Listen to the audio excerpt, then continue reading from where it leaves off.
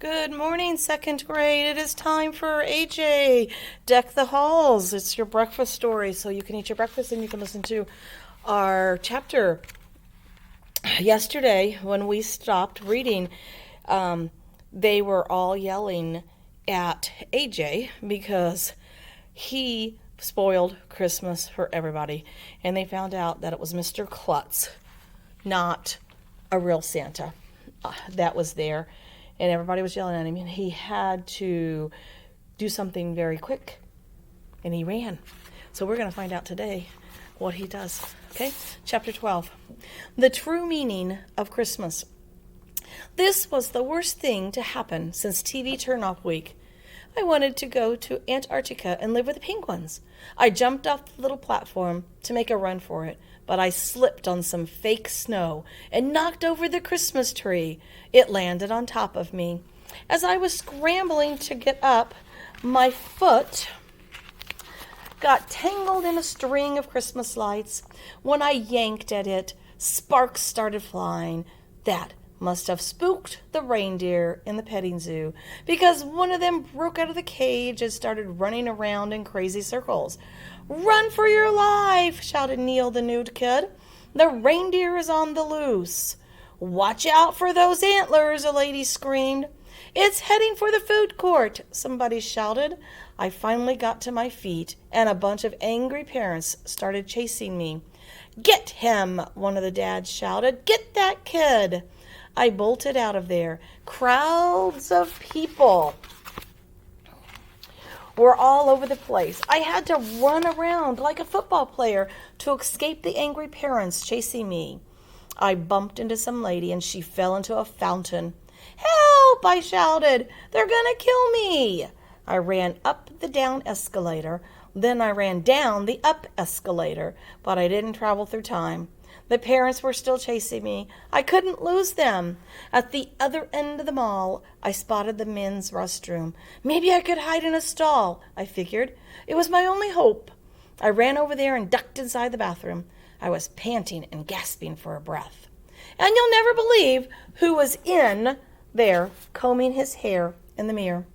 Crazy. "Dude," he said, "what's the matter? You look like you've been through a war." I put my hand on his shoulder and looked him in the eye. "You've got to help me," I begged. I was sitting on Santa's lap, and I accidentally pulled off his beard. The kids who were waiting in line freaked out, and now their parents are trying to get me. What should I do? "Quick," Crazy said. "Let's switch clothes again." "Yeah, just do it." I tore off my itchy Christmas sweater and gave it to Crazy. He tore off his clothes and gave them to me. "Now get out of here," Crazy said, "and act casual." I whistled as I strode out of the bathroom. A bunch of angry parents were mulling around, looking all over. None of them noticed me. I thought I was in the clear, but that's when the most amazing thing in the history of the world happened.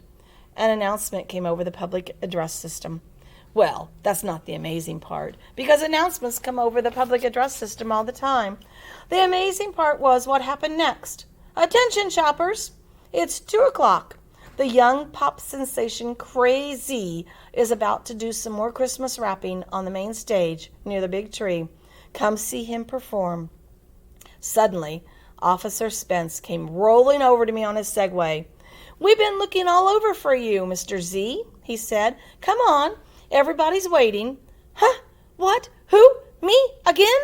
I asked.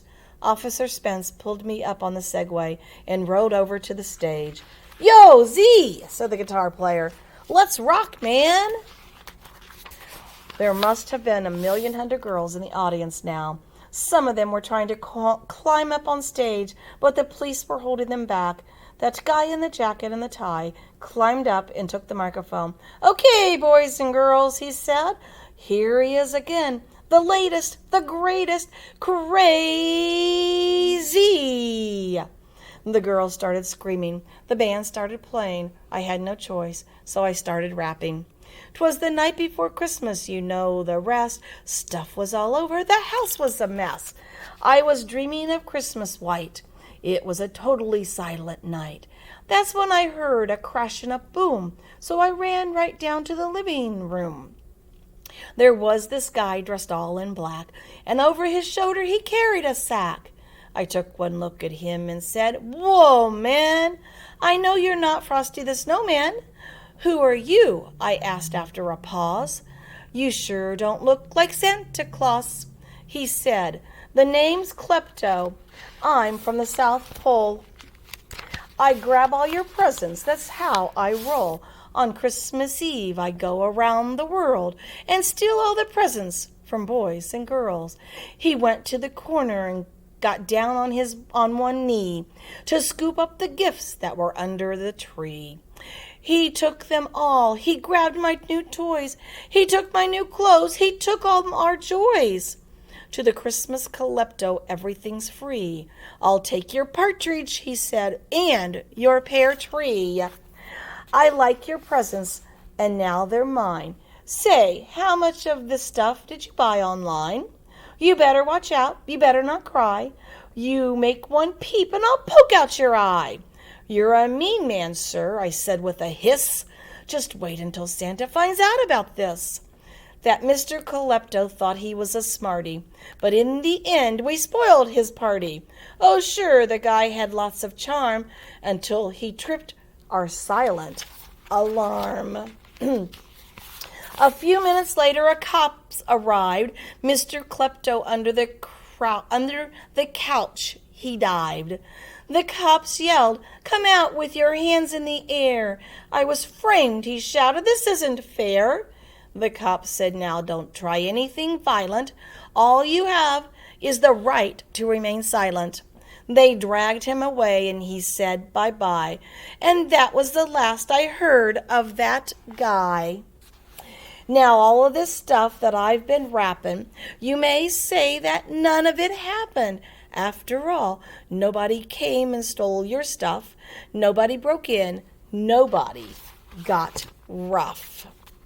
Well, the reason that you've got nothing to fear is because they put Klepto away for 10 years. So you can believe what you want to believe, but that's what happened on Christmas Eve. "Let's hear it for Crazy," said the guy with the jacket and tie. The girls went nuts, screaming and yelling and freaking out. I jumped off the stage and ran back to the men's room. Crazy was in there waiting for me. "You saved my life," I told him. "Now we're even, dude." Crazy and I switched back our normal clothes, shook hands, and said goodbye. As I was about to walk away, I came up with the greatest idea in the history of the world. "Hey, Crazy, I need to get a present for my sister. Can you give me an autograph?" "Sure, dude," he said. Crazy took off his hat. He pulled a Sharpie from his pocket, signed the hat, and handed it to me. "You know," he said, "sometimes I wish I was in your shoes." "Why?" I asked. "What's wrong with your shoes?" "No," he said. "What I mean is that the grass is always greener on the other side." "Huh?" I asked. "What does the color of the grass have to do with anything?" That Crazy kid is weird. Who cares about shoes or grass? But as I walked away, I started thinking about what Crazy said. Christmas isn't about malls and elves and trees and presents. It's about being a good person. It's about helping a guy out when he's in trouble. Crazy needed my help, so I helped him. Then I needed his help, and he helped me. Christmas is a time for giving. That's the true meaning of the Christmas spirit. Who knows? Maybe I'll become Crazy's stunt double. Maybe Santa will bring me a new Stryker Smith Commando action figure with missile launcher, voice-activated attack dog, and deluxe blowtorch. Maybe another song will get stuck in my head. Maybe the real Santa will come to the mall next year. Maybe they'll pay the teachers more money so they don't have to dress up like elves. Maybe I'll travel back in time on an escalator. Maybe Santa will get some breath mints. Maybe I won't have to wear my itchy Christmas sweater next year. Maybe I'll get to eat some of those giant nuts. Maybe Santa will be arrested for invading people's privacy. Maybe Mr. Clutch will catch animals with his head. Maybe Santa will ditch his sleigh and switch to a helicopter, maybe Andrea and Emily will bring peace and harmony to kids all over the world, but it won't be easy. And that is the end of our Christmas story. Okay? The rest of the book just talks about different facts and different things. So it's just facts about things, so I'm not going to read the rest of it. So we'll have to find something else. And maybe I'll find something else really short that we can read starting next week, or start another AJ book, and then we'll just have to finish it when we come back from Christmas break. So that is the end of that. I will see you in just a little bit for SEL, okay? And then I'll remind people when they need to be on today for Google Meets. I will talk to you later. Bye-bye.